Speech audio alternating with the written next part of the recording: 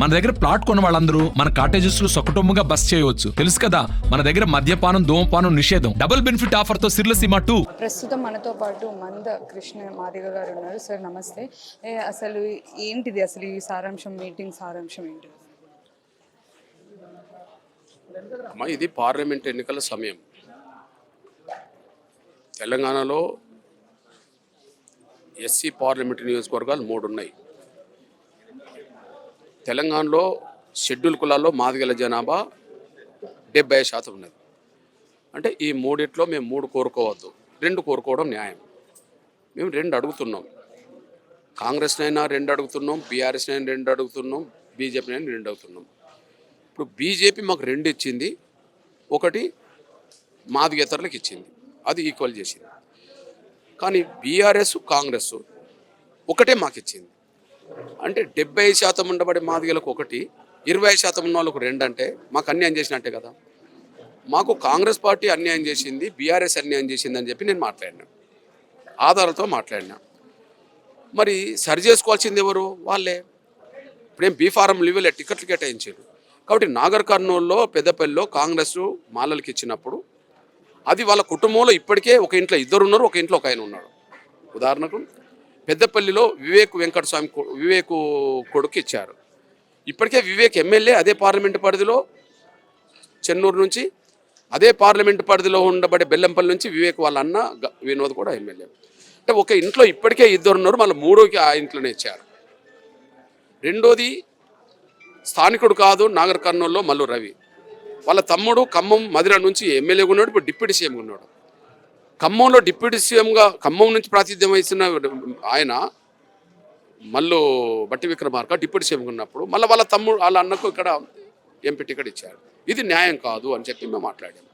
ఈ మాట్లాడిన దానికి జవాబు చెప్పాలి, పరిష్కారం చూపెట్టాలి. కానీ ఇది కృష్ణమాది గారు బీజేపీకి అమ్ముడు పోయాడు, నరేంద్ర మోడీ గారు కాళ్ళ కాడ తాకట్టు పెట్టిండు అని అంటే, మరి వర్గీకరణ చేస్తాన్న రోజు మీకు కూడా మద్దతు ఇచ్చాను కదా, అది నేను చెప్పదలుచుకున్నాను. వర్గీకరణ అసలు ఎంతవరకు వచ్చింది? మీరు మోదీ గారితో మాట్లాడారని చెప్తున్నారు, హామీ కూడా ఇచ్చారు అని చెప్తున్నారు. అసలు అది ఎంతవరకు వస్తుంది?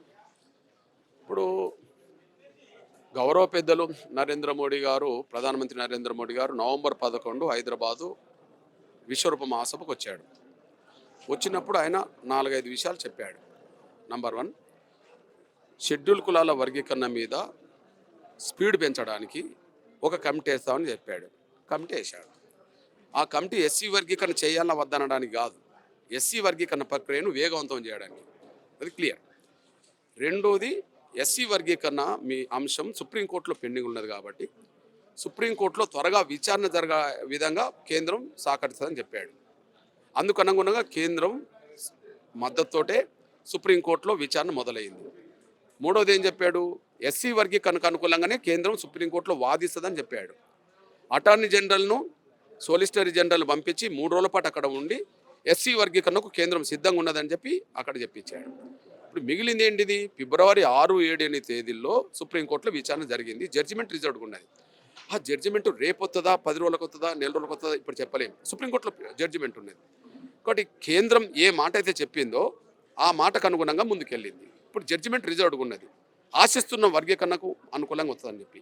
ఏం జరిగినా కేంద్రం అయితే మాకు సపోర్ట్గా ఉన్నది కదా, కాబట్టి ఆ వర్గీకరణ ప్రక్రియ పూర్తవుతుందని మేము విశ్వసిస్తున్నాం. అంటే ఈ ఎన్నికల సమయంలో బీజేపీ బీసీకి సీఎం పదవి ఇస్తాము అన్న దానితో ఎన్నికల్లో వెళ్ళారు.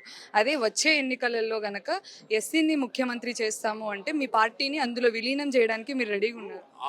అది అది ఊహాజనితమైన ప్రశ్న. ఎందుకంటమ్మా, ఇప్పుడు పార్లమెంట్ ఎన్నికలు రాబోతున్నాయి. నువ్వు అన్న అసెంబ్లీ ఎన్నికలు మళ్ళీ 2028లో రావాలి.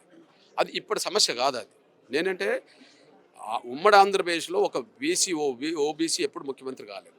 బీజేపీ అందుకు అనుగుణంగా ఒక నిర్ణయం మొన్న తీసుకున్నది. దురదృష్టవశాత్తు మా బీసీ వర్గాల నుంచి రావాల్సిన అంత మద్దతు, చైతన్యం రాలేదు. అయినప్పటికీ కూడా నేను బీజేపీకే సపోర్ట్ చేశాను కదా. రేపు భవిష్యత్తులో జరిగే పరిణామాలు ఎట్లుంటాయని చెప్పి 4 ఏళ్ళకి ఏం జరగబోతుందని ఇప్పుడు ఊహించుకోవడం కంటే, మేము దళితులు ముఖ్యమంత్రి కావాలని కోరుకుంటాం, బీసీ ముఖ్యమంత్రి కూడా కావాలని కోరుకుంటాం.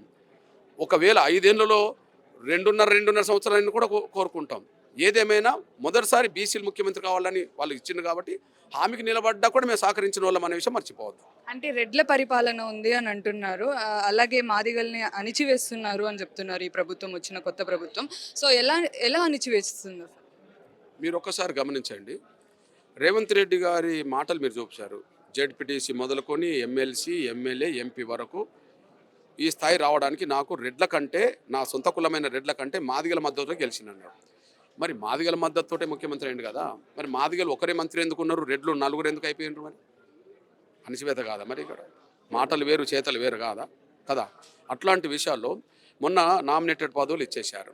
ఓకే, నామినేటెడ్ పదవుల్లో 12 రెడ్లకు తీసుకొని ఒకటే మాదిగలకి ఎందుకు ఇచ్చారు? నీకు మాదిగల మద్దతుతోటే ఈ స్థాయికి వచ్చినా నువ్వే చెప్పావు. మరి నీ ప్రభుత్వంలో నీ మంత్రివర్గంలో నలుగురు మీరు ఎందుకున్నారు, ఒక్కరే మాదిగ ఎందుకున్నారు? మొన్న నామినేటెడ్ పదవుల్లో ఎందుకు 12 మంది రెడ్లు ఉన్నారు, ఒకడే మాదిగ ఎందుకున్నాడు? కానీ ఇది సాక్ష్యం కాదా? ఇప్పుడు 2 చెప్పాను, ఇంకో 10 చెప్తాను ఎల్లుండి. ఇది రెడ్ల పాలనే తప్ప ఇంద్రపాలన కాదు, ప్రజాపాలన కాదని నేను ఆధారంతో కూడా చెప్పబోతున్నాను.